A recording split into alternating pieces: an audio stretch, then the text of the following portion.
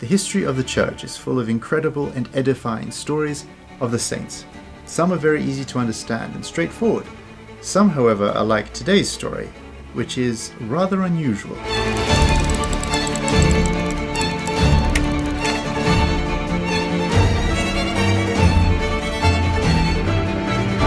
The story of the seven sleepers is an incredibly exciting one and one of my favorites in the history that we have in the church. It is a well-known story amongst the Eastern Orthodox, however it is almost unknown in the Western world, but it is well worth the hearing. The year is AD 250. The pagan emperor Decius is in the middle of a campaign to stamp out the Christian religion. A year ago, he issued an edict decreeing that all Roman citizens must sacrifice to the Roman gods. He knows that the Christians will not obey this, and he knows that this is a way of finding out where the Christians are. Many Christians are caught and killed. The Emperor Decius travels to the city of Ephesus. It is a historic city to which Paul actually wrote one of the epistles that we have in the New Testament. By this time, there have been Christians here for almost 2 centuries. Stationed in Ephesus is a garrison of Roman soldiers, and in this garrison are 7 young men: Maximilian, Martin, John, Iamblichus, Dionysius, Constantine, and Antoninus. These men are all old friends, and they're all Christians. Being respected as they were in the army, they were first instantly stripped of their military rank and given a little bit of time to decide whether or not they were going to worship or maintain their own religion. The 7 young men flee to the mountains. They hide in a cave and pray to God. But they have been seen and they have been followed. A group of men is sent to kill these 7 Christians. They arrive at the cave where they collapse the entrance to it. The aim is to suffocate the 7 men inside, for them to be new soldier martyrs of the Christian church. Amongst the group sent to witness this event are 2 secret Christians, shocked at what they have just seen and in some despair at the loss of these 7 good men. They return later in the night to leave a message, a token, for anyone who can find this place that they know who lies buried within. These are 2 small plaques that they hide amongst the rubble for someone sometime to find. On these plaques, they write the names of the 7 men inside, and they write what they have done to earn this punishment. And here is where the story starts to get really interesting. Iamblichus is the first to wake up in the cave. The sound of the cave-in is still ringing in his ears, and as he looks to the cave entrance, he sees that some of the rocks are dislodged and a ray of light is shining in to the darkness. As the others all begin to wake up and take stock of what has happened, they realize that they need someone to go out and bring in food and water. Iamblichus volunteers to be the one to do it. They clear a small entrance in the cave-in and he crawls out into the light. He heads straight for Ephesus. He does not even notice the 2 plaques amongst the rubble. As Iamblichus nears Ephesus, he is struck by how different the city appears to him. He was only here a few days ago, yet something strange has happened. He notices a cross on the gates to the city. That, as a symbol, is very strange to see publicly. As he nears the marketplace, he hears Christians speaking of Christian topics that should be hidden. And things began to get a bit more revealed as he tries to buy bread from the merchant. He presents his money, and the merchant thinks he's being cheated, and Iamblichus is quickly seized by soldiers and arrested for hoarding and trying to use silver that has been out of date for almost 190 years. The Emperor Decius is on the back of the coin, but the year is AD 434. Iamblichus is taken before the city's authority, the one who decides minor disputes, and it is the bishop of Ephesus. At this point, Iamblichus is starting to realize what has happened. He has realized that an immense amount of time has gone by. The bishop is a man of God and recognizes when he hears his story that God is doing something here in Ephesus. The bishop and a group of men travel with Iamblichus to the cave where he says they were hiding. There they find the rubble, there they find the 2 plaques, and there they find the 6 other men. The conversations that follow are exciting and shocking, because this is the 5th century. Christianity is free to live, and the martyrs of that 3rd century are heroes to the modern Ephesians. There are discussions about everything that has transpired since these 7 men fell asleep. At one point, though, there is an awkward moment. A piece of theology comes up from modern Ephesus that the 7 men do not recognize as being true or Christian. There is an issue going on in the Christian world, particularly in Ephesus at this point, that the resurrection of Christ and that the future resurrection of humanity might be metaphorical, it might be allegorical, but it's not a real resurrection. And these 7 men are saying, no, no, no, that's never what the early church believed. We believe in a real, true resurrection. And look at us. Here we are, 7 men that Christ has resurrected to show you the truth. Their awakening from sleep wasn't just some strange event. They were here to set theology right. They were here for one last task, to instruct their city. And like good soldiers, they finished their mission, gently but profoundly correcting the error of their brethren. News of these 7 men spread around the Christian world, and in an interesting mirroring of what had happened when they were first locked into the cave, the emperor comes to Ephesus. This time it is Theodosius. He is a professing Christian and he wants to meet these 7 heroes. He has a long discussion with them there in the cave where they've been staying since they woke up.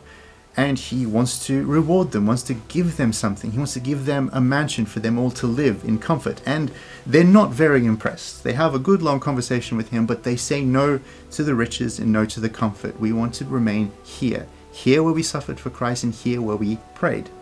They end that day once again in prayer.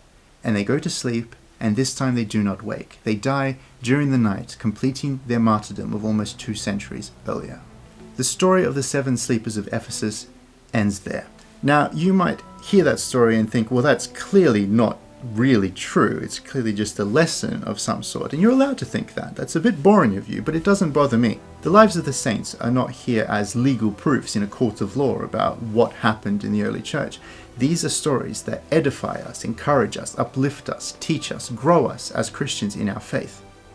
However, this particular story, crazy as it sounds, there is more craziness to come, and that is in how historically verifiable this story is. Historians all attest to the reign of the Emperor Decius, and they will agree on the persecution against the Christians from 249 till 251. The Emperor Decius is a real person. The Emperor Theodosius was a real person who existed at the time when these 7 men were supposed to wake up. The city of Ephesus was a real place. And this story is first recorded, at least the earliest find that we have of this story, within 14 years of it happening. Now you need to understand, that's the equivalent of me saying to you right now that in 2008, 7 men rose from the dead and were seen in Washington where they spoke to the president. You can call me a liar and you can say that's ridiculous, but it's very easy for you to go to Washington and talk to someone there and ask, did you see it? Is this true? And no one doubted this story. No one called it into question. Within a couple of decades of this event happening, of this awakening of the 7 sleepers, a historical document casually mentions the church of the 7 sleepers in Ephesus, built into the very cave where they woke up.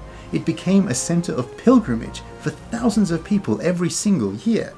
Within 50 years of the awakening of the sleepers, Jacob of Syru, a poet of the Middle East, writes a homily dedicated to their memory. And at the end of that century, a history of the area talks about the story of the 7 sleepers, and the author distinctly says, the truth of this story has been carefully examined. So everyone believed this story, even though they knew how strange it sounded. They had all gone and tested it.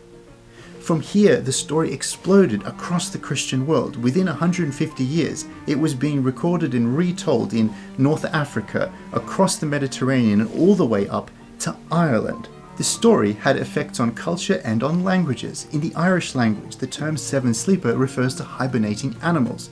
In Hungarian, Norwegian, Swedish, and Welsh, a 7 sleeper might be a term you'll use for someone who sleeps in or sleeps too much. It was one of the most famous tales of Christian heroism and of miracles in the world. And in the Orthodox East, it remains one of our most beloved tales. In the West, however, the Reformation happened, and this story, along with many Christian stories, were suppressed and completely lost popularity for about 2 centuries. This wasn't just the 7 sleepers, it was the lives of the saints and stories of King Arthur and the Knights of the Round Table. Almost all of these went unpublished for 200 years. Then came the Romanticist movement. The Romanticist movement sought to bring these stories back into the culture, and they did. They brought back King Arthur, they brought back the Knights of the Round Table, and they brought back a book of embellished lives of the saints known as the Golden Legend. in the Golden Legend, this old medieval book, was a version of the Seven Sleepers of Ephesus story. The Golden Legend was quite popular amongst various writers of the early 1800s. It is quite likely that the Golden Legend is the book that inspired Washington Irving to write his classic Rip Van Winkle, the story of a man who slept for over a couple of decades, awakening in a very changed world. There are many stories from the early 19th century of this long sleep and awakening, and this story trope was repeated many times over that century and into the 20th century. It has been repeated most recently by Marvel in the Captain America movies. Now, I know that connection is somewhat of a stretch, but to connect a 21st century superhero movie with a 3rd century bunch of saints is a connection I can't pass up. Sleeping soldiers, heroes that awaken in a time of need to bring back truth, to bring victory to the people that they have come to save and protect. That is a powerful story. The Seven Sleepers of Ephesus are the original superheroes, and I'm going to stick with that story because that's a very exciting way of looking at the lives of the saints in general.